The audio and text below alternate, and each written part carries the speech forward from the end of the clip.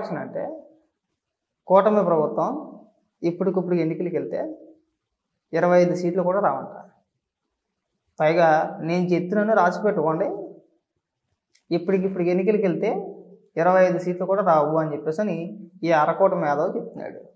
ఇదే అరకోటి మేధావి ఈ ఎన్నికల ఫలితాల ముందు ఒక యూట్యూబ్ ఛానల్ ఇంటర్వ్యూలో కూర్చొని ముఖ్యమంత్రి ఎవరు అవ్వాలనేది డిసైడ్ చేసేది నేనేనండి, నా ప్రభావం దగ్గర దగ్గర 75 నియోజకవర్గాల్లో ఉందండి, మీరు రాసి పెట్టుకోండి, జగన్మోహన్ రెడ్డి అయినా చంద్రబాబు నాయుడు గారు అయినా నా కాళ్ళ దగ్గరికి రావాల్సిందే, ఎవరు ముఖ్యమంత్రి అవ్వాలో నేను డిసైడ్ చేస్తానని చెప్పేసి ప్రగల్భాలు పలికిన వ్యక్తి రిజల్ట్స్ చూసుకుని బొమ్మ కనబడిపోయింది. 4 రోజులు ఎక్కడ కనబడలా, 400 ఓట్లు వచ్చేసినాయి. ఎక్కడ 400. ఈ పనోడు, ఈ పనికిమాలినోడు వంగలపూడి అనిత గారిని ఉద్దేశించి, అమ్మా నువ్వు కొంచెం తగ్గు, ఓవర్ యాక్షన్ చేయమాకు, ఎక్స్ట్రాలు చేయమాకు అని వంగలపూడి అనిత గారికి ఈయన పాఠాలు చెప్తున్నారు. మనం ఇతరులకు పాఠాలు చెప్పే ముందు అవే మాటలో మీకు మీరు సంధించుకొని మీకు మీరు వేసుకొని, అమ్మ అరకోట మేధావి నువ్వు కూడా కొద్దిగా తగ్గితే బాగుంటుంది, చాలా ఓవర్ యాక్షన్ చేస్తున్నావు నువ్వు, ఇది మామూలు అది కాదు, పైగా నువ్వు మీడియా ప్రతినిధులకి మీడియా సంస్థలకు నువ్వు పాఠాలు చెప్పుకోడువా, మాట్లాడితే 2 ఛానల్స్ అంటాడు, ఆ 2 పత్రికలు అంటాడు, వాళ్ళను విమర్శిస్తాడు. నువ్వు పైకి వచ్చింది ఆ 2 ఛానల్స్లో నుంచే. అనవసరంగా నీకు పాలు పోసి పెంచారు, ఏదో వెనకటికో సామెత ఉంది, ఆయన నమ్మకంట్రా, ఆయన కానీ నమ్మేమంటే పాముకు పాలు పోసి పెంచినట్టే అని సామెత ఉంది కదా, అది నీకు కరెక్ట్గా సూట్ అయిపోతుంది అన్నమాట. చిన్న కంచంలో వెళ్ళే రకాలు మీరంతా కూడా. ఆ కొంచెం కూడా విశ్వాసం ఉండదా నీకే?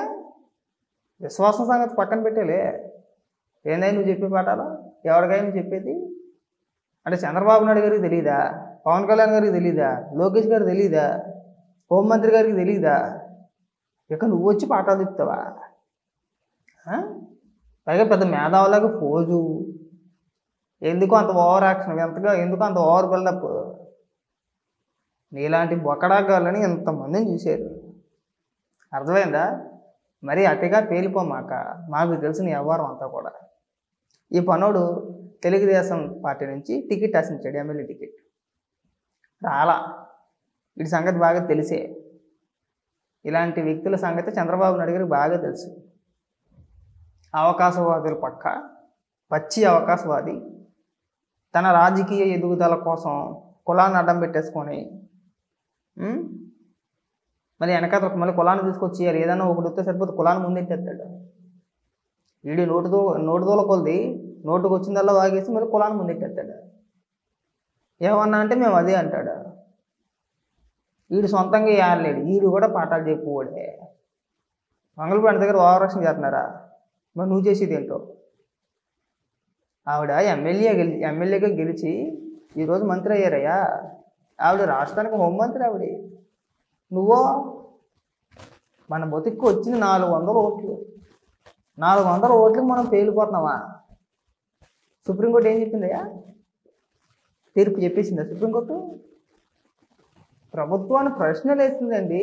మీ దగ్గర ఆధారాలు ఉన్నాయా? కేవలం ఎన్డీడీబీ ఇచ్చిన రిపోర్ట్ ఒకదాన్ని ఆధారంగా చేసుకుని ఎందుకు మాట్లాడారు? ఇంకొక ల్యాబ్కి ఎందుకు పంపించలేదు?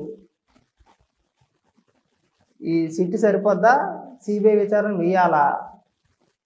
3వ తారీఖు వాయిదా పడింది. 3వ తారీఖు తేలిద్ది ఏంటి అనేది. అంటే ఎలాంటి కల్తీ జరగలేదని చెప్పి సుప్రీంకోర్టు ఏం తీర్పు చెప్పిందా? అవి ఎందుకు నీ పీత పోదొసుకుని ఇక్కడ ఎవరికి పాఠాలు చెప్తున్నావు? ఇక్కడ నువ్వు కొంచెం తగ్గండి. మరీ అంత ఓవరాక్షన్ లేదు, మాకు అర్థం కావట్లా. చాలా చేస్తున్నావు నువ్వు. పావుల యాక్షన్ చేయమంటే నువ్వు 10 రూపాయలు యాక్షన్ చేస్తున్నావు నువ్వు.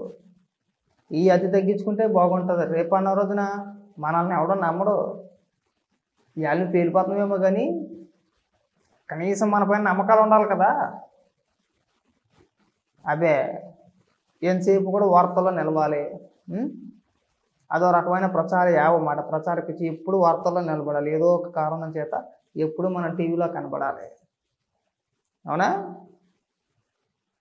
గత 5 ఏళ్ళు ఏబిఎన్లో కూర్చొని, టీవీ5లో కూర్చొని, డిబేట్లో కూర్చొని ఒక పేరు తెచ్చుకున్న తర్వాత ఈ పోటుగుడి వాళ్ళు ఏం మాట్లాడుతుంటే వాళ్ళకి పాఠాలు చెప్తున్నాడు.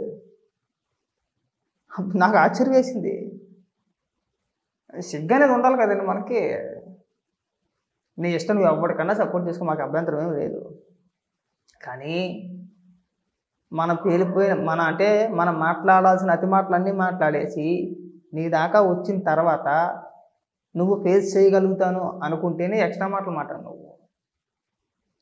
నువ్వు అతి మాటలు మాట్లాడేసి ఏదైనా వస్తే మళ్ళీ కులం కార్డు తీసుకొచ్చి ముందుని పెట్టేసి గేదేడుపు ఏడమాకంట మాట్లాడేటప్పుడు కొద్దిగా తగ్గండి సార్. ఎందుకు మరీ అంత పేలిపోతున్నారో మాకు అర్థం కావట్లా. అంటే ఒక మహిళా హోంమంత్రిని పెట్టుకొని మీ ఇష్టానుసారంగా ఓవరాక్షన్ చేస్తుంది, అది ఇది కొద్దిగా తగ్గు అని మాట్లాడతావా? నువ్వు రెచ్చిపోవడానికి నీకున్న అర్హత ఏంటో? నీకు వచ్చిన ఓట్లు ఎన్నో? నీకు వచ్చిన 400 ఓట్లకి నువ్వు పెద్ద పెద్ద ప్రైమ్ మినిస్టర్లో ఫీల్ అయిపోతున్నావా? నువ్వు పెద్ద అపర మేధావా? నీ మేధావుతాను మేము చూసాం. గతంలో ఏవైపోయినాయి మన ప్రగల్భాలన్నీ. ఇలాగే మాట్లాడు, ఈ ఎన్నికల ముందు కూడా ఇలాగే మాట్లాడు. నేను దాదాపు 70 స్థానాల్లో నా ప్రభావితం ఉంటుంది, ఎవరిని ముఖ్యమంత్రిని చేయాలనగా నేనే డిసైడ్ చేస్తాను, రాసి పెట్టుకుంటాను అన్నావా లేదా? అన్నవా? ఏమైంది? నీకోటి గతి లేదు, నీకోటి దిక్కు లేదు. వచ్చిన లింగ్ 400 ఓట్లు. పైగా నీకు ఒక పార్టీ, నేను కాదనట్లా, పార్టీ పెట్టుకోవచ్చు. ఇది నీ పార్టీలో ఉన్న నాయకులు వెళ్ళిపోయి నువ్వు పార్టీ నాయకులు అంటే ఎవ్వరూ ఉండరండి. ఆయనే అధినాయకుడు, ఆయనే అధ్యక్షుడు, ఆయనే కార్యకర్త, అదే పార్టీ. మనం విమర్శ చేసేటప్పుడు కొద్దిగా హుందాగా చేయాలి. ప్రతి ఒక్కరికి పేర్లు పెట్టితే మేము కూడా పేర్లు పెడతాం నీకు. నువ్వు పెద్ద పేర్లు పెట్టేంత మొగోడువా? చంద్రబాబు నాయుడు గారికి పేర్లు పెట్టేస్తావు నువ్వు ఒక్కడే నిజాలు చెప్తావా? సత్యహరిశ్చంద్రుడువా నువ్వు సత్యహరిశ్చంద్రుడువా? నువ్వు ఒక్కడే నిజాలు చెప్పు, పాఠాలు చెప్తావు ఎందుకు? ఇక్కడ మనకు తెలీదా?